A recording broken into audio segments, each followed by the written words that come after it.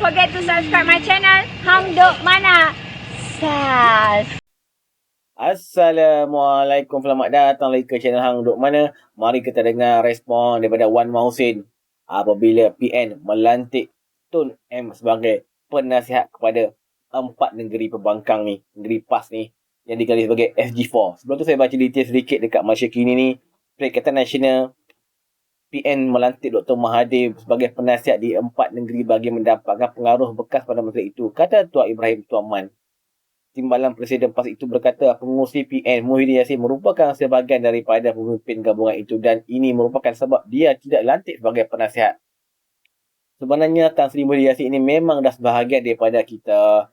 Tak lantik pun tak apa sebab dah sebahagian daripada kita. Jadi apa-apa pun kita bincang sentiasa bersama kita. Cuma kita ambil Tom M sebagai sebenarnya ada faktor-faktor lain, ada faktor yang tersurat dan tersirat. Okey, mari kita dengar pula respon daripada Wan Mahusin apabila PM melantik Tom M sebagai penasihat mereka. Okey tuan-tuan, di akhir kita komen macam biasa. Juga menyaksikan bahawa mereka terpaksa akur dan 4 negeri yang dipanggil SG4 ni, 4 negeri ni telah mengangkat Tun Mahathir sebagai penasihat bagi kononnya nak membawa lebih kemajuan. Jadi pada pandangan anak muda lah, yang mungkin tak pernah nampak, tak pernah hidup pada zaman tu, taktik apa yang sedang dimainkan? Baik, saya orang Kelantan. Di Kelantan seringkali menggunakan alasan Kelantan dianak tiri. Lama ya jadi anak tiri? Lama. Mahathir digelar sebagai Maha Fir'aun. Mahathir digelar sebagai Maha Zalim. Dan punca kemunduran Kelantan ini dikatakan berpunca daripada Tun Mahathir.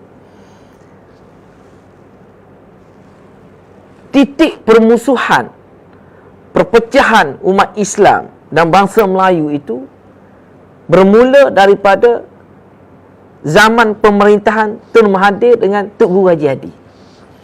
Yang mana di Kelantan, Terengganu ada solat 2 imam, kenduri orang UMNO, orang PAS tak pergi, daging sembelihan orang Islam haram, orang UMNO haram dimakan, kahwin dengan imam UMNO kena kahwin lagi. Ini berpunca pada zaman itu.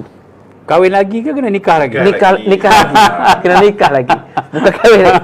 Kena nikah semula. Nikah semula. Bukan nikah lagi. Semula. Nikah semula. Bukan lagi ya. Itu zaman. Zaman itulah. Zaman kalau saya lah. Zaman hitam lah untuk Islam dan Melayu. Zaman Mahathir tu. Yang keluarnya fatwa Haji Hadi yang menyatakan bahawasanya perlembagaan ini adalah perlembagaan penjajah. Menentang perlembagaan ini dikatakan jihad, mati pula mati syahid, berlaku peristiwa memali. Jadi ini berpunca daripada politik Tok Guru Haji Hadi dengan Tun Mahathir.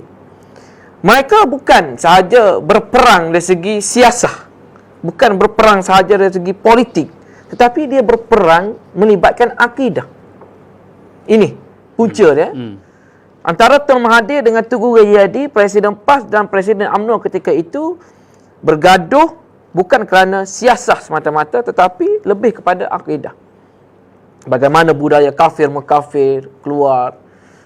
Dan walaupun saya tidak berada aktif ketika itu, mungkin kanak-kanak lagi, tetapi sejarahnya catatan begitu.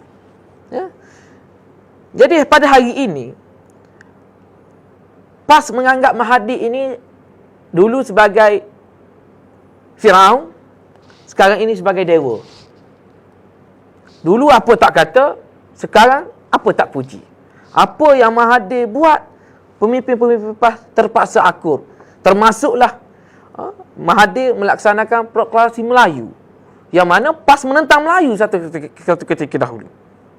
Yang dikatakan UMNO ini laisa minna man da'a ila asabiyah, bukan dalam kalanganku orang yang asabiyah. Itu penentangan PAS terhadap Mahathir. Kerana Mahathir dan UMNO ketika itu menjunjung Melayu. Berbeza dengan PAS yang berjuang atas nama Islam. Atas alasannya Islam ada Melayu, Islam ada Cina, Islam ada India. Tetapi oleh kerana pada hari ini Mahathir bukan lagi Fir'aun bagi mereka, Mahathir sudah menjadi dewa, apa yang Mahathir buat diterima. Tidak ada bantahan daripada ahli, tidak ada bantahan daripada kepimpinan. Dia berbeza dengan UMNO. UMNO nak bergabung dengan Pakatan Harapan, apa berlaku? Masing-masing bagi idea, masing-masing bagi pandangan, masing-masing bagi komentar. Kan? Tetapi bila berlaku kepada PAS, diam 1000 bahasa. Itu Datuk. Jadi PAS terpaksa menerima apa yang dilakukan oleh Mahathir seperti mana mereka menerima Mahathir zalim, Mahathir Firaun dan sebagainya. Mahathir membuat satu proklamasi Melayu, akhirnya mereka pergi mencari Mahathir. Bukan Mahathir yang pergi ke jumpa Tok Guru Hajadi, tapi Tok Guru Hajadi bersama sekutunya pergi jumpa Mahathir, menghadap Mahathir. Dan ada komen menyatakan bahawasanya kalau dulu Firaun itu Nabi Musa pun pergi menghadap Firaun, takkanlah PAS tak boleh pergi menghadap. Saya kata itu perkara yang sedang ditunggang oleh mereka. Jadi hari ini lihatlah, terutamanya pengundi-pengundi muda, generasi seperti saya, orang-orang muda, lihatlah politik pada hari ini apa yang berlaku antara PAS dengan UMNO satu ketika dahulu bukan hanya tertumpu kepada siasah tetapi lebih kepada akidah. Hari ini apa yang Mahathir lakukan, mereka akan puji, mereka akan sanjung. Dan ada ura-ura Mahathir akan menjadi calon di Kemaman pula. Adakah ia akan memberikan satu perubahan landscape politik PAS itu sendiri, yang mana mereka terpaksa walak ataupun mereka dengan suka hati, suka rela untuk menerima pemimpin seperti Tun Mahathir itu. Kalaulah anda boleh menerima Tun Mahathir dalam keadaan begitu, maka inilah bukti bahawasanya PAS bukan agama. PAS adalah parti siasah yang sebelum ini kita faham bahawasanya kalau lawan PAS itu lawan agama, lawan PAS itu tak boleh masuk syurga. Ini buktinya bahawasanya PAS dah bersama dengan Mahathir, yang mana Mahathir dahulu adalah musuh agama bagi mereka. Dan hari ini apa berlaku kepada politik negara kita yang melibatkan Mahathir dan PAS, rakyat boleh buka mata. Inilah adalah satu sandiwara ataupun lakonan politik yang telah pun memberi kesan besar kepada politik tanah air, yang sekarang ini mereka sedang wujudkan dengan budaya politik. Saya yakin dan percaya selepas ini ada fatwa-fatwa baru yang akan keluar setelah Mahathir betul-betul bersama dengan PAS. Okey, tuan-tuan, komen saya lah tuan-tuan. Dulu kita pun tahu kan apa mereka PAS tak kata kepada Tun M. Macam-macam dia orang gelar kepada Tun M. Sekarang mereka mengangkat pula Tun M sebagai penasihat mereka, ketua mereka lah tu. Penasihat yang paling atas sekali kepada 4 negeri mereka yang mereka merintah sekarang ni.